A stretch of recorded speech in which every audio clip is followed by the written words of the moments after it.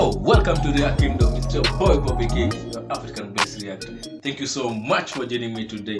I truly appreciate your support. If it's your first time, don't forget to subscribe. Welcome to the Royal family. Today we're doing something different, not really different, but it's still a reaction. We're reacting to a judge who went viral for a creative judgment. Not judgment, but punishment. Let's see what he has.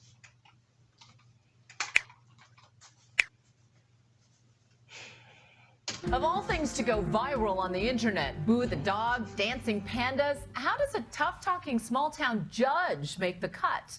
Well, the one you're about to meet is not your average gavel-banging magistrate. His Honor's got a unique way of dispensing justice to the people who show up in his courtroom. And as it turns out, it's shockingly successful. Here's ABC's TJ Holmes. He's the kind of judge no one can forget. Right, please. On August 6th, on a probation violation, you entered a plea of not guilty. Now I got a question for you. Does that mean I still can't drink on probation? Really? Really? You really? Wait, why is that? Why is that? Why? Just look at the look when that guy asks the question. I got a question for you. Does that mean I still can't drink on probation? Really? The guy is going to get a hard time. Really? You really asked that question when I just said I don't think he has an alcohol problem. Did you take your dumb pills today? Judge Chickanetti of Paynesville, Ohio, or Judge Chick as he goes by, sees 30 to 40 cases a day, but it's his unique method of sentencing that has turned him into a viral sensation. And now to this story. First of all,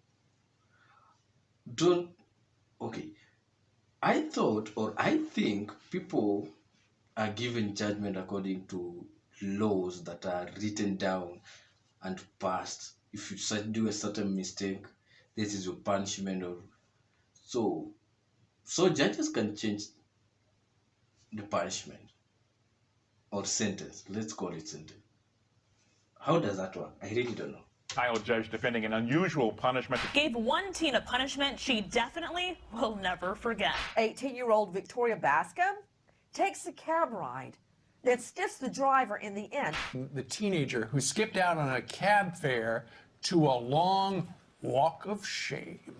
Just a few months ago, one of the judge's latest sentences got international media attention when 18-year-old Victoria Bascom was given a choice: spend 30 days in jail or walk 30 miles. I've never been to jail and I don't want to go to jail. Wait, walk 30 miles? For me, if you tell me to walk, in fact, 100 kilometers or go to jail, my friend, I'm walking. Jail. I'm kind of upset about this sentence, because I'm thinking I was going to go in and have to just pay a fine. Like, it's only $100. When did that idea pop into your head to, you know what I'm going to do with this girl? I'm going to make her walk. It just came to me. And I even asked her, I think this is where it came in, when I said, if you didn't have a cab, then what would you do? She'd go, walk. Then I said, let's make her walk 30 miles. So I gave her the choice of 30 days of jail or 30 miles. I ended up almost getting jail time, so I guess I'm kind of lucky he gave me this option. But this kind of creative sentencing is not new to the judge. He's been doing it for years. Very humiliating, very embarrassing. After being arrested for soliciting a prostitute, this man chose public humiliation over jail time. Is this tough enough punishment that you're never, ever going to be doing something like this again? Yes, absolutely. This teen stole porn from an adult bookstore. I'm thankful that Judge Chickanetti What? First of all, what kind of crimes are these? Stealing? gave me an opportunity instead of a jail time. This woman was caught on surveillance tape walking into a Burger King and pepper spraying one of the workers in the face. Her sentence? The judge gave the defendant a choice: either serve time or get sprayed. Wait, what kind of criminals are? What? People are mentally sick out here. You can't just walk into a store and pepper spray someone. How? Why? For what? Herself with what she thought was pepper spray.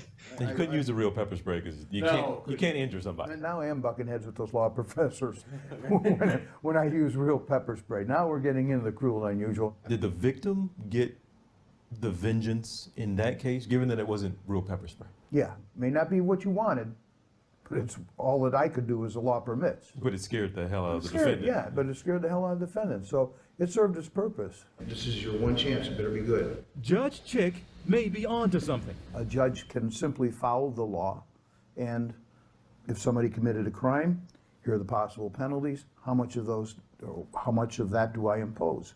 Sure, you can do that, and you go home and you can rest easy. Or you can take each case a little more personal and still apply that same law.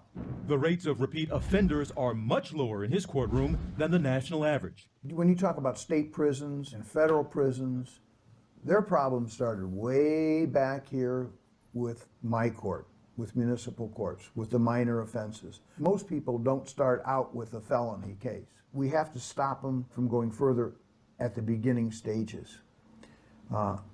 Otherwise it escalates. They get in jail, they get smarter criminally. And as they get smarter criminally, the offenses become greater. On the docket for today, 2 cases, one involving others. Whatever I said is true. You find someone just was a pickpocketer, got in prison, comes out knowing where to find guns. Just tell him, you know what, walk 30 miles. Go Bicycle theft, and the other, a case that hit a little close to home for the judge. Who's being silly? Who's being silly? As a pet owner, he was extremely upset about how Alyssa Morrow treated her pit bull Nix. I'm gonna vomit reading the report.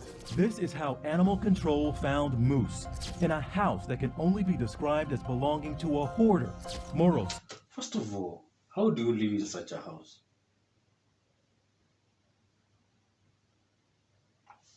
That she left him there for just a week. She's in court today, pleading guilty to animal neglect and cruelty. You know, I can't interpret the feelings of a dog, but boy, if dogs could tell you how they felt. Abandoned. Oh yeah, and scared, and frightened, and sick. Well, maybe you should get a little taste of that. But I'm gonna let you have a choice here. And the choice is I want you to live like Moose. And in order to do that, I want you to go down to the county dump, to the landfill. And I want them to find the stinkiest, smelliest, god-awful odor place they can find in that dump. And I want you to sit there for 8 hours tomorrow. Just think what you did to that dog while you smell the odor. If you puke, you puke.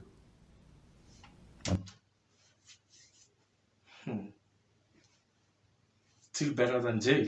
Understand? Morrow has the choice of either choosing to do this alternative sentence or spend 90 days in jail. She agrees to go to the dump. Okay. See you at the dump tomorrow. We'll get to the dump. I'm sorry I'm laughing at this, but the judge is so cool and see you in the dump tomorrow. Yeah. Later. But first, the case of the disappearing bike. The defendant, Jordan Walsh, showed up to court with his mother. All right, Jordan, you stole a bike, walked into a garage, took a bike and rode it. Well, Your Honor, I know Mr. Walsh takes full responsibility for this. For the punishment, and I think to get your attention that it's not to be done again. As I always do, you're going to have the choice of 60 days of jail.